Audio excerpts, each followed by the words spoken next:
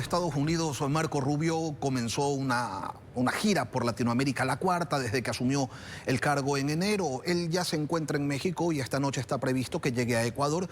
En nuestro país, a víspera de su arribo, el gobierno cambió a toda la cúpula militar y consiguió el respaldo de los alcaldes de Quito, Guayaquil y Cuenca, todos de oposición a su discurso de combate al narcotráfico.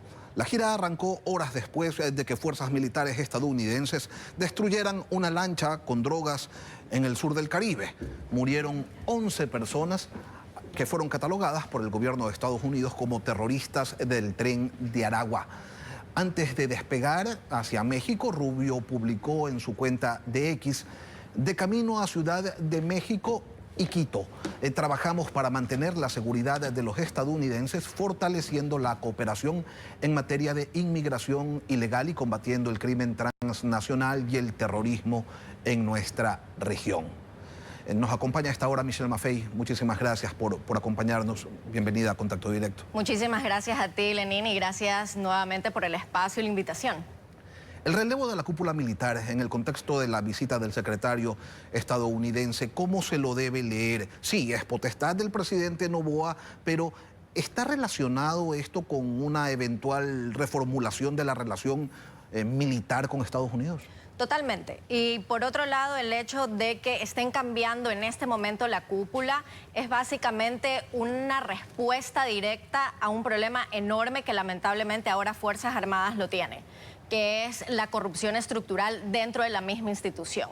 El mismo problema que el año anterior Policía Nacional tenía, y según ciertas organizaciones internacionales que han estado mapeando, por ejemplo, a Policía Nacional, se dieron cuenta que en el 2023 1 de cada 10 policías trabajaba directa o indirectamente con el crimen organizado. Entonces había un problema de corrupción. Y eso, lamentablemente, desde enero del 2024 ahora es extrapolable también a Fuerzas Armadas. Por eso hemos visto los casos de múltiples personas de Fuerzas Armadas que lamentablemente están cooperando con diferentes grupos de delincuencia organizada.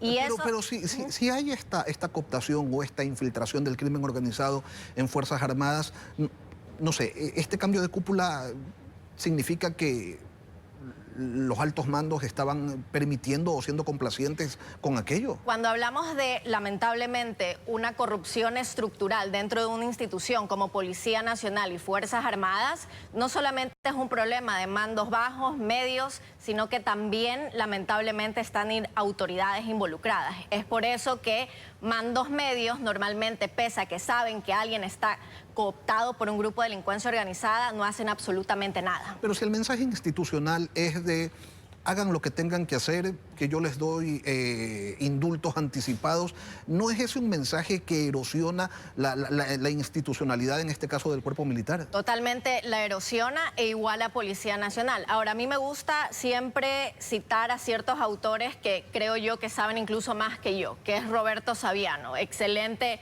autor para entender el crimen organizado y la mafia italiana.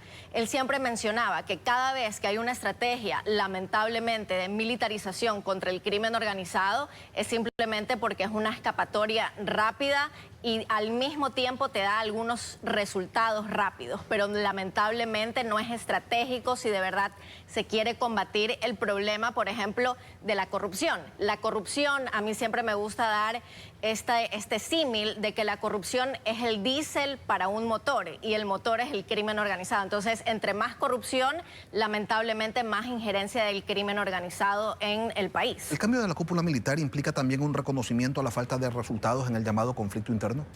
Sí, y lamentablemente la falta de resultados no es culpa de Fuerzas Armadas. Fuerzas Armadas tienen un objetivo y están ahí por algo en particular, que es defender la soberanía del Ecuador cuando un enemigo externo trata de venir. Es decir, ¿lo que está mal es el plan? ¿La falta de un plan? Lo que está mal es el hecho de que Fuerzas Armadas están teniendo competencia de Policía Nacional. Y por otro lado, nuestra Policía Nacional está estructurada y está prevista para dar una respuesta contra la criminalidad común que tiene no tiene nada que ver con la criminalidad del crimen organizado que estamos viendo en este momento. ¿Se necesita una tercera fuerza entonces? Exacto, y diría incluso una cuarta fuerza si es posible. Un gran ejemplo es Policía Nacional en Italia. En Italia, debido a las mafias italianas, no solamente tienen Policía Nacional, sino que tienen a los Carabineros, que es una policía militarizada, y por otro lado tienen a la Policía Financiera, que es la Guardia de Finanzas, que siempre están tratando de venir acá a Ecuador para tener agentes de la Guardia de Finanzas in situ para potenciar, por ejemplo, la UAFE o las competencias inclusive del SRI. El movimiento de tropas frente a las costas de Venezuela, en un hecho que ocurrió en horas de la tarde ayer, el ataque a una lancha, la muerte de sus 11 tripulantes, se dice que la lancha iba con droga. ¿Esto redefine de cierto modo el objetivo de la visita de Marco Rubio al Ecuador? No redefine el objetivo de la visita, porque es muy claro la visita acá al Ecuador para qué viene Marco Rubio. Evidentemente para hablar del problema de seguridad, de ahí para hablar acerca del problema migratorio, que lamentablemente Estados Unidos siempre lo pone como una política pública y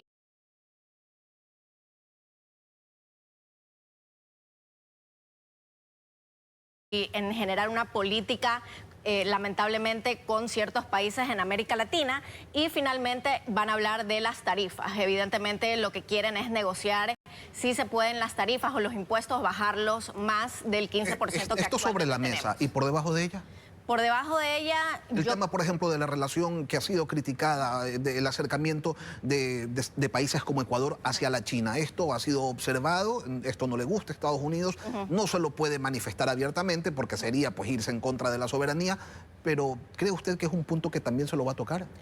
Puede ser, pero yo creo que el punto donde a mí me parece que va a haber bastantes conversaciones es un punto particular que en El Salvador lo están haciendo. ¿Qué pasa con el punto de que ciertos prisioneros de Estados Unidos sean deportados acá al Ecuador? La canciller ya dijo que sí, que los van a aceptar, indiferentemente que sean 300. ecuatorianos o no. A mí me parece que nos vamos a meter en un problema más grande de lo que tenemos ahora. ¿Por qué? Si aceptamos a ciertas personas que son mareros o son parte del tren de Aragua, nosotros vamos a tener lamentablemente una potenciación de grupos de delincuencia organizada acá en el Ecuador. Por primera vez en el Ecuador, los R7, por ejemplo, nacen del sistema de prisión del Ecuador. Y eso era algo que normalmente no sucedía. Los lobos, los choneros no nacieron en el sistema de prisión ecuatoriano. O sea, ahora realmente deja de ser un eufemismo aquello de que las cárceles son la universidad del crimen. Ya existen los primeros graduados. Claro, y los primeros graduados en el caso ecuatoriano son R7. Ahora, ¿qué pasa si empezamos a poner a ciertos prisioneros en el sistema de prisión que ya tienen un know-how de cómo generar su propio grupo de delincuencia organizada en un sistema de prisión? Vamos a tener básicamente lo mismo que en Brasil, que es el primer comando de capital, que en efecto nace de la cárcel de Tabauté. Ahora, una es la agenda de Marco Rubio, los intereses estadounidenses y cómo conciliar los intereses ecuatorianos para tratar pues de sacar algo positivo de este encuentro de altísimo nivel. Bueno, yo creo que el enfoque más que migración o el hecho de aceptar a ciertos prisioneros que no sean ecuatorianos, yo creo que deberían enfocarse en netamente lo económico, en bajar esos impuestos, ver cómo el Ecuador puede ser un poco más competitivo, más flexible a las empresas, por ejemplo, americanas que tal vez tengan interés en venir acá.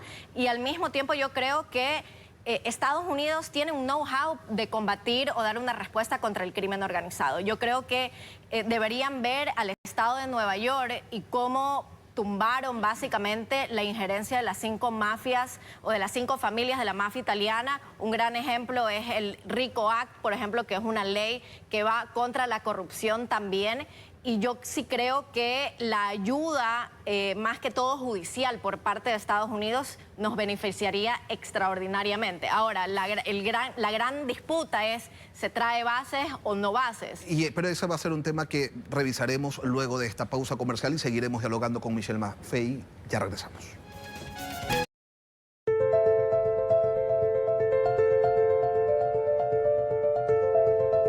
Revisaremos luego de esta pausa comercial y seguiremos dialogando con Michelle Maffei. Ya regresamos. Retomamos el diálogo con Michelle Maffei, experta en seguridad. Estamos analizando la visita de Marco Rubio al Ecuador. Él llega esta noche al país. El presidente Noboa alienta una consulta popular para permitir la instalación de bases extranjeras aquí en el país. Estados Unidos hasta ahora ha dicho que no le interesa. ¿En esta visita podría cambiar esa postura? Podría cambiar la postura, pero si pensamos que tener aquí bases militares americanas o de otro país, si pensamos que eso va a solucionar el problema de fondo que tenemos con el crimen organizado, el gran ejemplo es Colombia. Colombia no tiene una base americana, sino que tiene múltiples, y aún así tienen problemas enormes con el ELN y también con las células, lamentablemente, de la FARC. Ahora, la designación del Cartel de los Soles como grupo terrorista, tanto por Estados Unidos como por Ecuador, ¿qué alcance real tienen esas designaciones en el plano operativo? Ok, se los designó cartel terrorista o grupo terrorista, ¿y de ahí qué? Bueno, para Estados Unidos sí tiene un porqué. El porqué en este momento la justicia de Estados Unidos está básicamente haciéndole un indictment, que es una acusación a Maduro, es netamente por ser un narcotraficante, por ser parte de este cártel o cartel de los soles, y por otro lado por ser un gobierno totalmente ilegítimo. Por eso inclusive tiene básicamente un warrant, como dicen los americanos, de $50 millones.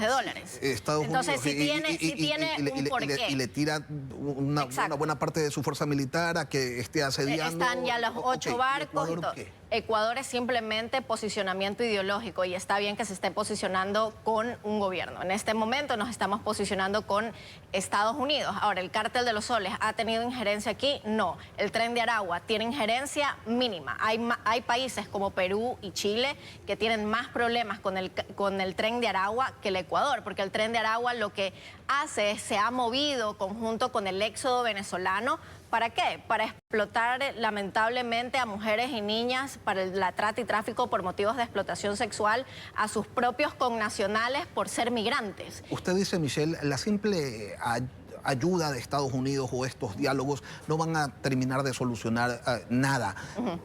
¿Qué es lo que sí solucionaría? ¿Qué es lo que se requiere? ¿Cuál es la pieza que está haciendo falta?